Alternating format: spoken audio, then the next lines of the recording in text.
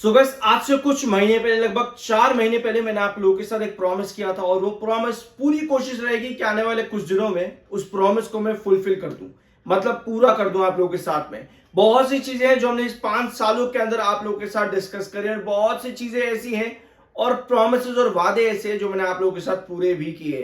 फिर चाहे वो वीडियोस का पूरी तरह से एक रुख ही बदल देना हो इस साल पर, या फिर आपके लिए जितनी भी डेवलपमेंट्स पॉसिबल है, यानी कि आपकी रिक्वेस्ट एक्सेप्ट करके उस पर प्रॉपर वीडियो बनाना या आपके हर कमेंट का रिप्लाई करना, सभी चीजें शाम पर पूरी करिए और पूरी कोशिश रहेगी कि आने वाले 2 से 3 दिनों के अंदर आपके साथ जो लास्ट प्रॉमिस किया गया था 4 महीने पहले, उसको भी पूरा कर दिया जाए।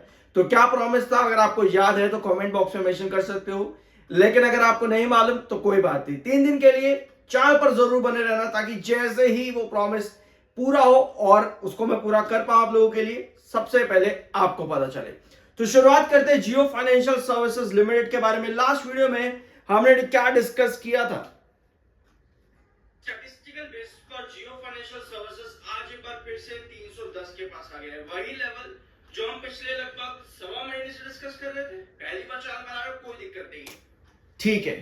तो 310 लास्ट सेशन आपका जियो फाइनेंशियल सर्विसेज वापस आया। अगर आप मार्केट के सेंटीमेंट समझोगे, न्यूज को थोड़ा सा हम अलग रखेंगे और स्टैटिस्टिक्स यानी कि टेक्निकल्स को थोड़ा सा अलग रखेंगे, पर अगर आप दोनों को कंबाइन करते हो तो आपको ज्यादा अच्छी चीजें नजर आती है। और वही चीज यहां पर हुई भी इस पूरे हफ्ते के वीकेंड के अंदर, यानी पिछले हफ्ते का वीकेंड।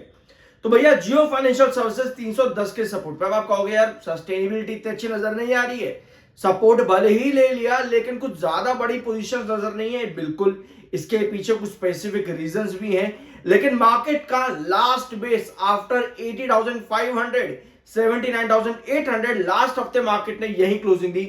और जो वीडियो का छोटा सा मैंने आपको क्लिप दिखाया ना इस वीडियो का, इस वीडियो में मैंने आपके साथ ये वीडियो फ्राइडे को डिस्कस किया था और सारी चीजें आपको यहां पर मिल जाएंगी, सब चीजें कि भैया हमें क्या चाहिए, क्या पॉसिबिलिटी है, क्या सपोर्ट, सब चीजें आपको इस एक वीडियो में मिल जाएगी। जरूर जाकर के देखना लास्ट वीडियो जियो फाइनेंशियल सर्विसेज लिमिटेड का। तो भैया एक एक करके अपडेट्स पे आते हैं। हमें हर्डल क्या देखने को मिल रही है? यस, हमको एक चीज मालूम है, 310 एक इंपॉर्टेंट सपोर्ट जोन रहा है, लेकिन हर्डल क्या है?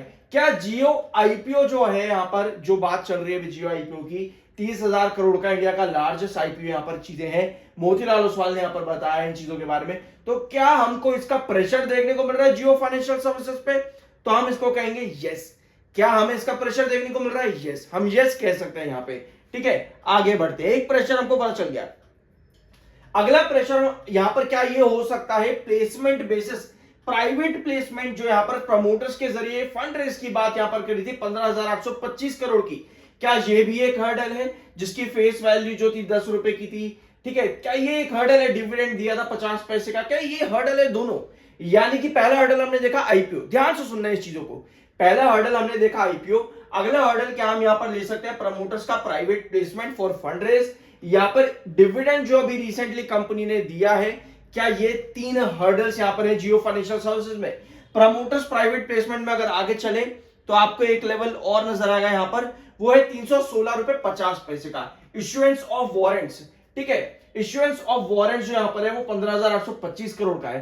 तो क्या ये 3 हर्डल्स हमारे पास में? अगर 316 का इश्यूएंस ऑफ वारंट प्राइस है, प्रीमियम प्राइस जिसको भी आप कह सकते हो 310 के आसपास है, नॉट रॉन्ग, चेकआउट कर लेना लास्ट वीडियो में मैंने आपके सारी चीजें डिस्कस करी थी कंपनी के प्रेफरेंशियल अलॉटमेंट के बारे में। तो क्या ये 3 हर्डल हमारे पास है? अभी आप कहोगे यार ये क्या चल रहा है, मुझे समझ में नहीं आ रहा, क्या बोल रहा है तू, मुझे समझ नहीं आ रहा। कोई बात नहीं, चिंता मत करो, मैं आपको एक एक करके सब पॉइंट आपके सामने रखूंगा, चार्ट के साथ डिस्कस करेंगे। अब एक और पॉइंट यहां पर डिस्कस करते हैं। पिछले 1 साल के अंदर रिलायंस इंडस्ट्रीज को 2.21 लाख करोड़ का नुकसान हुआ है। ठीक है, 2.21 लाख करोड़ का नुकसान हुआ, क्योंकि अभी भी आप डिक्लाइन में हो 11% के, 11% के डिक्लाइन में अभी भी आप रिलायंस इंडस्ट्रीज में।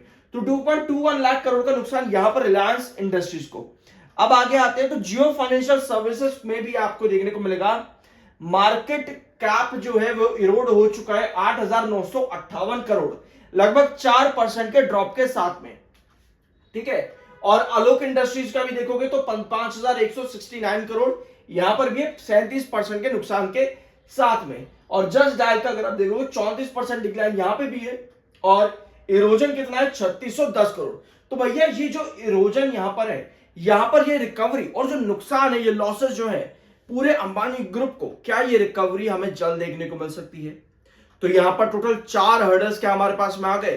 टोटल 4 हर्डल्स, यस हम कह सकते हैं कि टोटल 4 हर्डल्स। पहला आता है आईपीओ, प्रेफरेंशियल अलॉटमेंट, डिविडेंड, और चौथा आपका आता है ये वाला point, erosion of market caps and other erosions. तो ये टोटल 4 पॉइंट्स आपके पास आते हैं। देखो यार, ये चीजें मैं क्यों बता रहा हूं, आप कहोगे यार क्यों, क्या है ये, क्या था, मुझे नहीं पता भाई, तू क्यों खामखा की बातें कर रहा है।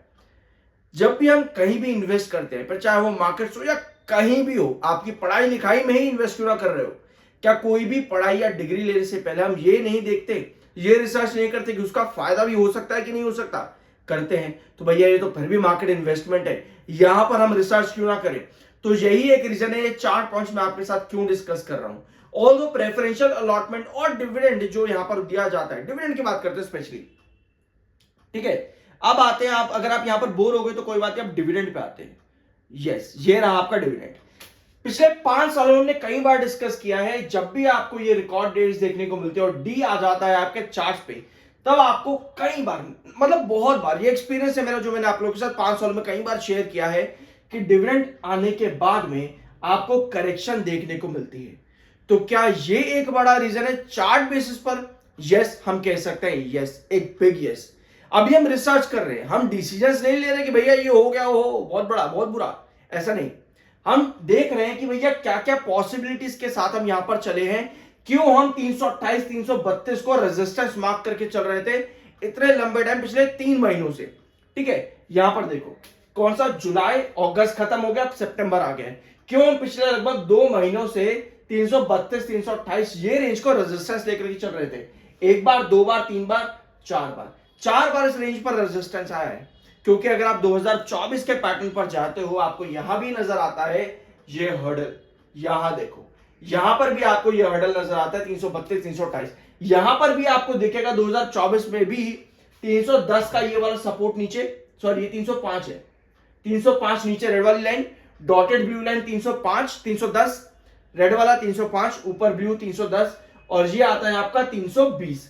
ये 3 ट्रेंड आपके बहुत इंपॉर्टेंट रहे हैं साल 2024 के अंदर भी। यहां देखो, 1 बार, 2 बार, 3 बार, 4 बार, और अभी हम फिर से एक बार 2025 के अंदर यहां से एक अच्छा रिबाउंड कर चुके हैं, हम वापस यहां पर आए हैं। लास्ट सेशंस के अंदर आप, और पिछले हफ्ते की अगर हम बात करें तो 310 पे आपकी क्लोजिंग आई थी, 310 पे, ठीक है। और हमें पता है 310 और 305 ये 2 ट्रेंड नीचे के काफी इंपॉर्टेंट सपोर्ट जोन आपके रहे हैं। तो हम इस वीक के अंदर भी, कल के सेशन के अंदर 305 और 310 के बीच में यहां पर आए, और आज वो रिकवरी वापस देखने को मिली, लेकिन वो रिकवरी सस्टेन नहीं कर रही, क्योंकि आपकी जो ऊपर की टेल है वो आपको बार बार सेल इंडिकेट कर रही है। यहां देखो, ऊपर की टेल हमें सेल इंडिकेट कर रही है। तो अगर हम यहां पर गिरावट को समझे, हमने टोटल 4 पॉइंट्स लिए, उनमें से बड़ा पॉइंट जो आपके चार्ट पे आता है वो है डिविडेंड, यानी कि डी। तो भैया डी के बाद अगर आप मेजॉरिटी ऑफ टाइम्स की बात मैं कर रहा हूं, मेजॉरिटी ऑफ टाइम्स आप क्या करो, इस चीज को अगर आपको समझना है डी का, अगर आप पहली बार चैनल पर आए हो तो आप क्या करो, आप ऐसी कंपनी ढूंढो जो कि डी देती है, डिविडेंड देती है जो कि, ठीक है।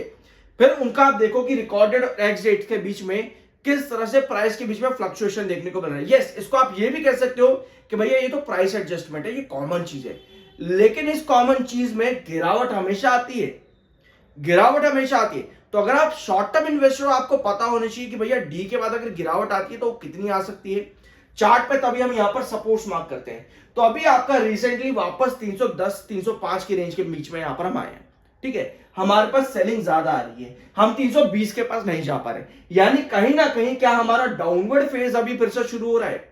इसको समझने के लिए आपको क्या करना पड़ेगा, अगर हमारा डाउनवर्ड फेज फिर से शुरू हो रहा है, 305 310 के नीचे अगर हम जा सकते हैं, तो हमें क्या क्या एलिमिनेशन जरूरी है। पहला एलिमिनेशन, पहला हमको चाहिए 320 को क्या आता है कि नहीं आता। अगर 320 के आसपास नहीं आता कमिंग सेशन में, और 310 को ब्रेक डाउन कर देता, मतलब ये है कि हम कहीं ना कहीं डाउनवर्ड वेजिस पैटर्न पर जा रहे हैं। जो टोटल 4 पॉइंट्स है उनका प्रेशर हमको अभी भी देखने को मिल रहा है, ये एक पॉइंट आपके पास में आ जाता है। तो आपने क्या एलिमिनेट करा, 320 को।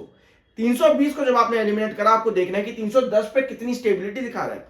अगर 310 पे स्टेबिलिटी दिखाता है, मतलब कहीं ना कहीं 310 को वापस से सपोर्ट लेने की कोशिश कर रहा है, बिल्कुल साल 2024 की तरह, ठीक है। तो ये कुछ चीजें हैं जो हमको चाहिए होती हैं चार्ट पैटर्न्स पे, कि क्या पॉसिबिलिटी है आपकी न्यूज के साथ, टोटल 4 पॉइंट्स और साथ में चार्ट्स पर।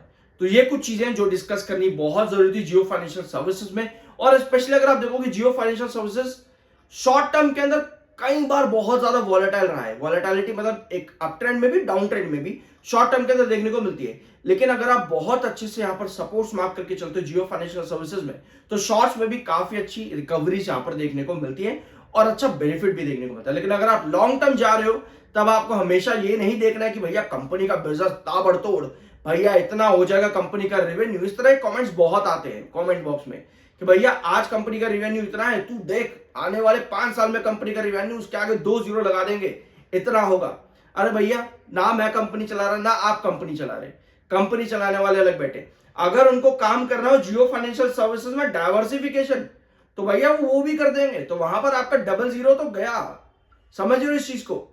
तो इन सब चीजों को आपको समझना पड़ता है कि भैया कंपनी किस तरह से काम करती है, कंपनी किस तरह से अपने बिजनेसेस को जो एक एंटिटी के अंदर बना करके रखी हुई है अलग अलग बिजनेसेस को, क्या कंपनी उन सबको अलग कर सकती है आने वाले फ्यूचर के अंदर। तो ये सब चीजें हमें मालूम होनी बहुत जरूरी होती है। बाय सेल की कोई रिकमेंडेशन नहीं। आई होप कि वीडियो आपको पसंद आया होगा। मिलता है अगले वीडियो में।